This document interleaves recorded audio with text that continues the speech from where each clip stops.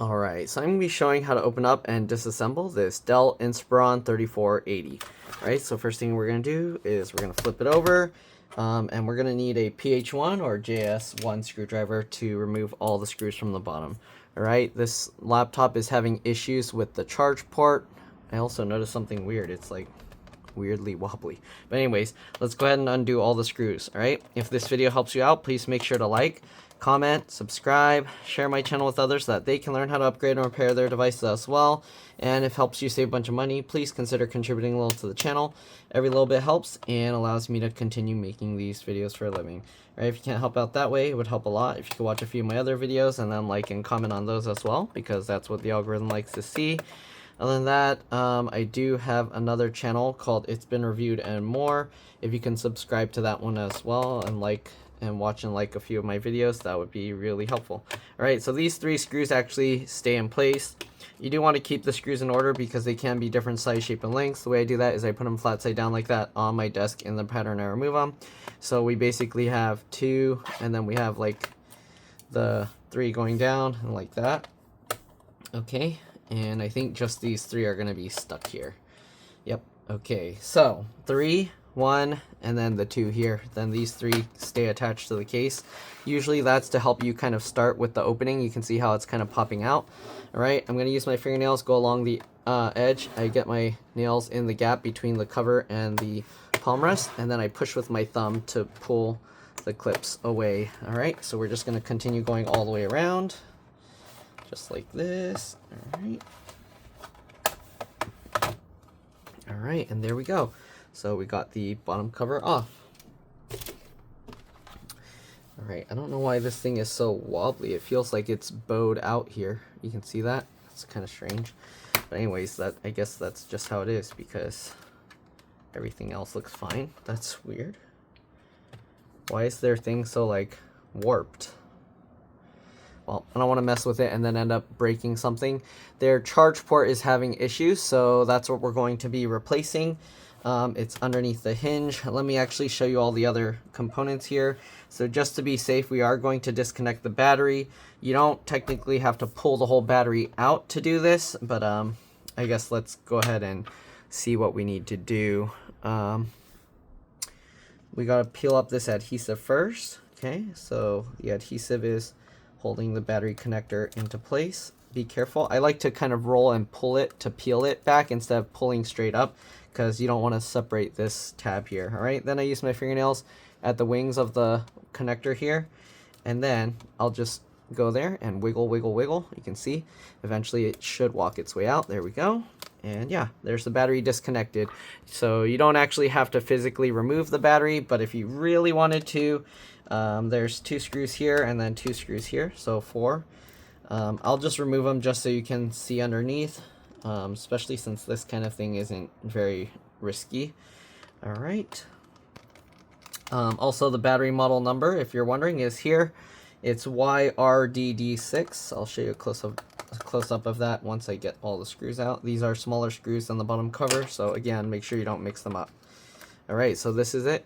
YRDD6. Alright, so we'll take that battery out. You can see the touchpad connector here. All of these have like little flip latches here, so I'll show you a close-up. Alright, so flip latch like that. And keep in mind that disconnecting the battery does disconnect, actually, no it doesn't. There's a CMOS BIOS RTC real-time clock battery here, standard CR2032. A lot of the newer Dell laptops, they start integrating this battery with the main battery so that if you disconnect the main battery, you have to be careful because, or I guess you don't really need to be careful, but you need to keep in mind that it's going to reset the BIOS settings. If you or the customer or whoever has special BIOS settings, then you might want to take note of what the settings are, but usually people don't have anything crazy special. Alright, what I'm doing now is I'm pressing and holding the power button. Usually after disconnecting the battery, it's a good idea to press and hold the power button for at least 15 seconds. Alright, so do that to drain the capacitors and things like that from the board so that there's less risk of damaging anything if you were to short something, drop something metal or conductive on there or whatever. Okay, looks like this model, some of them have an optical disk drive, but this one specifically isn't using one. But it would have a little connector that this slides up, it goes in, and then this goes back down. All right, anyways, let's go ahead and take a closer look. You got the touchpad connected here. Again, it has a little flip latch there, and then you can go ahead and pull these cables out. I'm not going to mess with these things because I don't want to risk damaging anything else, but you have the keyboard connector here, keyboard backlight connector here, but there's no keyboard backlight on this specific one. You got this cable for a 2.5-inch SATA hard drive, which is empty.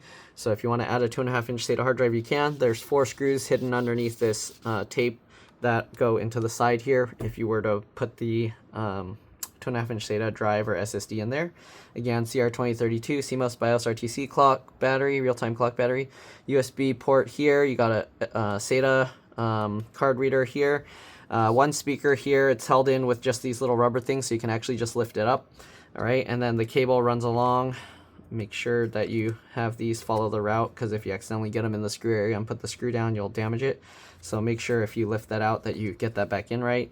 All right, that connects to the other speaker, and then they both connect up here. There's an M.2 PCIe NVMe SSD in here. If you want to use a full length one, which I believe is like 80 millimeters, 2280 or something, that's the size, then you want to get rid of this metal plate and just put the screw directly into here, okay? There's actually a screw holding the SSD onto this bracket. But again, if you're using a full-sized one, you'll want to take this metal bracket and throw it away or put it somewhere else. I mean, most people aren't going to buy these small SSDs. Okay, there's 2 slots for RAM, but only one's being used. Excuse me. So if you want to check, pull these 2 metal tabs to the side. This will pop up like this. Then you can slide that out. This is a PC4 2666B, 4 gigs of RAM. That's so little. Okay, I don't know why they put so little, but I guess this is a very low-end, low-spec model. Wireless card is here. It's also skinnier than the usual kinds. I don't know if it's just not a very good wireless card, but there's that. You got the DC jack underneath the hinge here, and then it plugs in over here. I'm going to be replacing that because the connector is loose, and hopefully it's not going to be too difficult to remove. It looks like it goes underneath the motherboard. So we are likely going to have to undo some motherboard screws to, at the minimum, lift up one corner. I don't know if we're going to have to take the whole motherboard out. CPU is soldered underneath here to the motherboard. And then if you take this out, you need to redo thermal paste. So make sure if you're going to take this off that you have replacement thermal paste to apply. You're going to have to clean it off with rubbing alcohol and then apply new thermal paste. Otherwise, your computer's going to just overheat.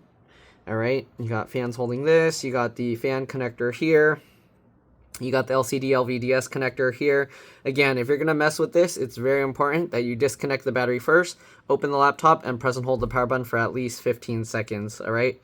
That's the most important thing if you're taking out this connector to do the battery. The other stuff aren't as important to do the battery drain, but for this, you definitely want to do that. All right, again, SATA hard drive or SSD connector here. This connector for the ports and stuff here, obviously. And then for some models, they have a fingerprint reader. That's what this is for. It says FP or JFP1. All right, and then you have a little connector here which says JPWR1. So that's likely for the power button itself. And they have a little board here specifically for the power button. So if you break the power button board, very easy to replace. Okay, so in terms of replacement parts and repairability, assuming you can get a hold of the parts, this one is built pretty nicely. There's not too much that's like reliant on the board itself. They're all like separate pieces. So that's good. All right, anyways, let's go ahead and see about replacing the charge port. So first thing we're going to do, just like the battery connector, okay, go with the wings and just kind of wiggle, wiggle, wiggle, and it should eventually pop out. There we go, just like that. Take note of which way this goes. You can see on the bottom you have the exposed metal pins, and then on the top is just solid plastic. That's how you know which side's up. Okay, and I'm going to show you here, when we plug this is their charger. So when we plug this in, they said it was wobbly. So if I plug it in, I don't know if you can tell, it's a bit wobbly in there, and they said they had to like bend it to a certain position to make it keep charging. So we got a replacement one. These things are relatively inexpensive, almost always under $10. Okay, so let's go ahead and plug this on here and just see how it holds up. So this is what the inside of that looks like. Sometimes people break off this middle piece from moving it around too much. Okay, it seems definitely a lot more solid, a lot more firm. This one definitely can plop out a lot easier. Okay, anyways, let's go ahead and see about replacing it. So there's 2 screws holding this hinge. Okay, hopefully we won't have to take both hinges out and the entire screen. We're gonna see if we can do it by just lifting this hinge. Okay, so now that we got those 2 screws out, we're gonna get underneath here and lift this up carefully, slowly. Okay, make sure that you don't let the bottom part separate from the screen. Like if it slides and separates, you can actually twist and break this side. So you want to be careful and make sure to keep both sides together. All right, we're gonna carefully open this, make sure it looks like this hinge's design is nice, it doesn't hit anything when you open it up. Okay, and then you got the charge port here. Let's see, so there's 1 screw holding the charge port in place. If you're gonna replace the charge port, as you can see, the cables go straight that way. If the cable's long enough, I guess you can get the one that goes down or up, but then you'll want to have to like bend it around. So make sure you get the one that's straight back would be best. And also this one, as you can see, it's different. It has this rubbery stuff here. Hopefully that will keep it from the connections on the back from breaking. This one, the connections seem okay, but yeah. All right, so as you can see, this piece can kind of slide around, but there's no way you're going to get this out. So it looks like at the minimum we're going to have to remove the wireless card, and then maybe take this screw out and maybe a few others if the motherboard won't lift high enough. So let's go ahead and remove the screw for the wireless card. Okay, then we're going to have to slide this piece back like this, and then you can lift it up. Okay, be very careful with that. Don't lose that, otherwise you have no way to secure this in place. All right, now the wireless card, we should be able to lift up. Okay, I was like, why is it stuck? So I guess it was getting caught on the raised portion of this here, or there's some adhesive that's kind of from it being stuck so long. Now grab this and wiggle and pull. I'm gonna leave the antennas attached just because sometimes they're kind of fragile, but we are gonna peel this away from the motherboard here. Okay, sometimes the solder for this can be kind of fragile, so I try and avoid taking this out if I don't need to. And we're just gonna pull this up. You can see how it follows this groove here. Okay, so we're gonna pull that out and move that out of the way. All right, now we're gonna undo this screw in this corner here. Okay, it's getting to be quite a lot of screws, so hopefully you guys don't get mixed up. All right, for the most part, it's lifting, but not completely. It might be enough for me to actually pull the charge port out. So you can see how we can kind of unroute this over here and then kind of go over here. But I'm kind of curious how it's held in under there because it's getting caught. Okay, so you can see there's a plastic, I don't know if you can see, there's a plastic tab in there. You can't really see it that well, but it's raised up. But there we go. You can see we can actually get that out just by removing that 1 screw. And here's the old one. Okay, and then the replacement one is here. So you are going to have to kind of like try and make this wire kind of curve around and bend the same way because it's like that. All right, so we'll get this back into here. Okay, hopefully it sits in and hopefully it fits properly. Let's see if you can see how this one goes. Okay, so you can kind of see where the edge, oops, sorry, you can see where the edge meets up with the plastic here. So that's important. You want to make sure that the new one doesn't stick out any further because the plastic cover, the bottom cover, is gonna go into that same area. So we'll get this in, and it does seem to be good. It's quite a bit of a tighter fit, but it seems to be okay. And I don't know if it's tight because here or just because this rubber piece. I think it's just the rubber part, yeah. So anyways, we'll get that there. We'll see if we can actually secure this down first. So we'll get the screw that was holding the charge port in place. Okay, next thing we're gonna do, we got to route this cable back over here.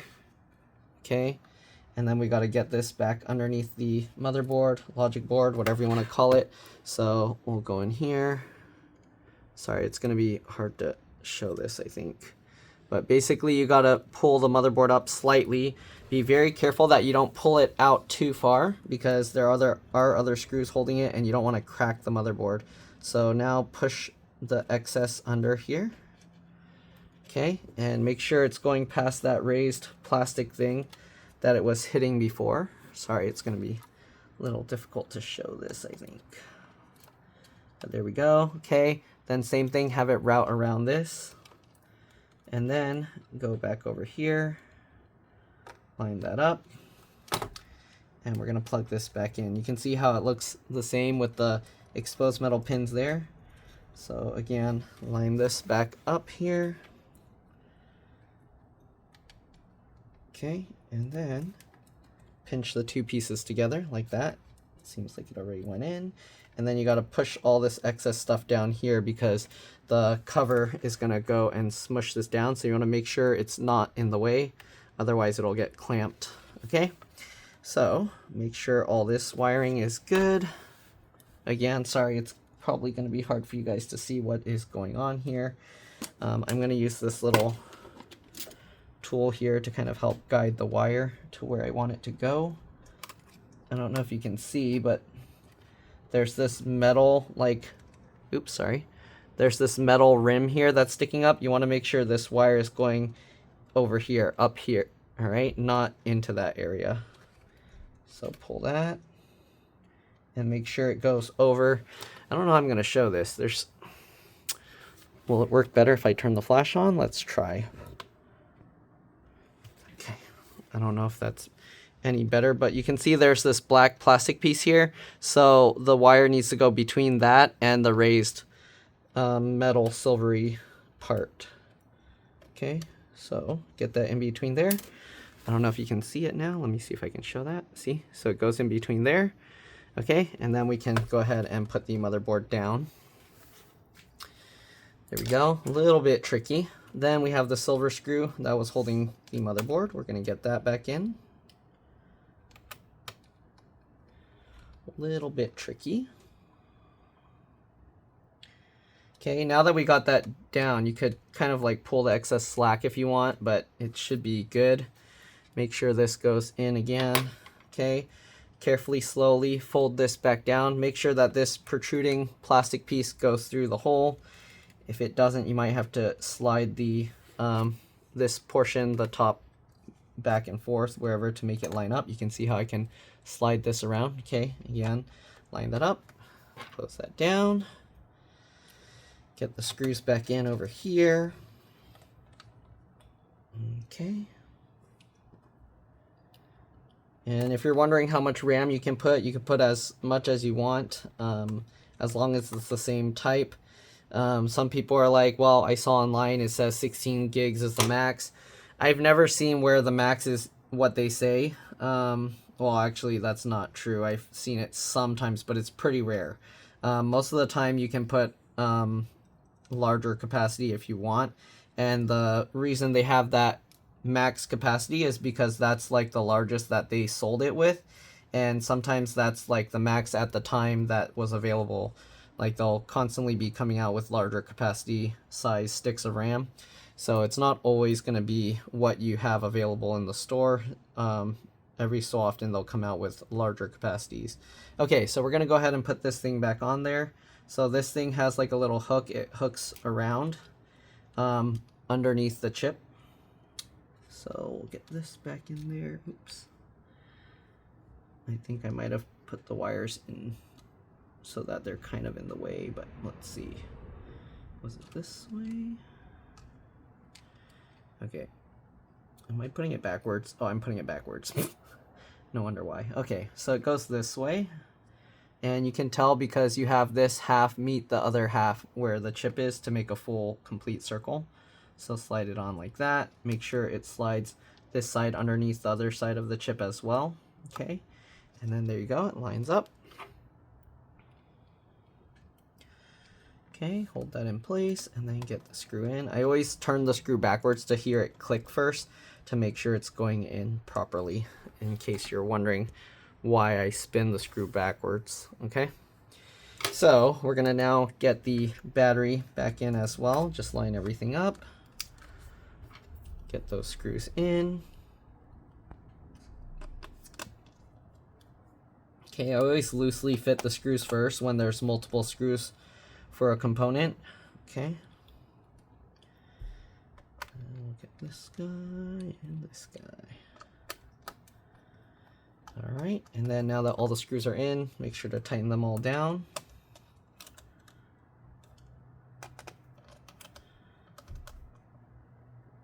Okay, and the last one here. Alright, now we're going to go ahead and get this, line that up, make sure it goes in straight. You don't want to go in at an angle and then end up bending the pins, and then pinch the two together. Alright, that's how I kind of ensure that it's going in straight. Then stick that adhesive back down. Alright, now that we got everything back in place, let's go ahead and plug this in and see if it lights up. Okay, so it should light up the little, there you go, the charge port light. You see that? All right. And I'm assuming it turned off because it's already at 100%. Let's go ahead and go into the BIOS just to confirm that. So what we're going to do, we're going to carefully open this up. Do it slowly because you have one less screw on each side holding the hinge, so you don't want to go too fast and then end up breaking that. So we're going to turn it on. We're going to press F2 to go into BIOS. Okay, F2, F2. All right, I just keep pressing F2. Now we have this screen here, so we're going to go down to battery information. You can see, yep, battery health 100%. There you go. So actually it's 98%.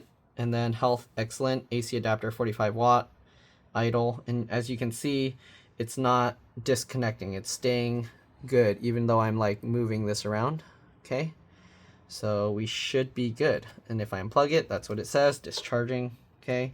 And when we plug it back in, you can see it's at 98%. Idle, excellent health. All right. And when the battery's near 100%, a lot of times it won't charge. That's to protect the battery. It's not good for the battery to sit at 100% all the time. So keep that in mind. All right. And that's why it's showing 98 and not charging itself. Okay, so that's pretty much it. Let's go ahead and get the bottom cover back on. Just get everything lined back up. Important, let's make sure the charge port lines up well. Okay, and then we're going to carefully snap everything back down. Just kind of squeeze it all together. Sometimes squeezing it like this won't work, and you might have to open the laptop and then pinch the two layers because you don't want to pinch the screen too hard. But anyways, let's go ahead and get all the screws back in, and we should be good to go. Again, hopefully this video helped you guys out. If it did, please make sure to like, comment, subscribe, share my channel with others so that they can learn how to upgrade and repair their devices as well. And if it helped you save a bunch of money, please consider contributing a little to the channel. Every little bit helps and allows me to continue making these videos for a living. All right, if you can't help out that way, it would help a lot if you could watch a few of my other videos and then like and comment on those as well, because that's what the algorithm likes to see. I also have another channel called It's Been Reviewed and More. I do post those videos, the same videos on this channel, but I'm trying to grow that channel so I can separate the two. So the sooner I reach 1,000 subscribers, the sooner I can do that. Hopefully all the people that like watching my review videos will be able to like migrate over to that channel for those specific videos. And then I'll stop uploading new reviews to this channel unless it's kind of like tech related or something. But anyways, let's go ahead, check this one more time now that we got all the screws in. Okay, it's good. This is definitely much more solid. Pulling this cable out is much more difficult. And yeah, so that's pretty much it. Again, thanks for watching, and I'll see you all in the next one. All right, let's drop this. Bye.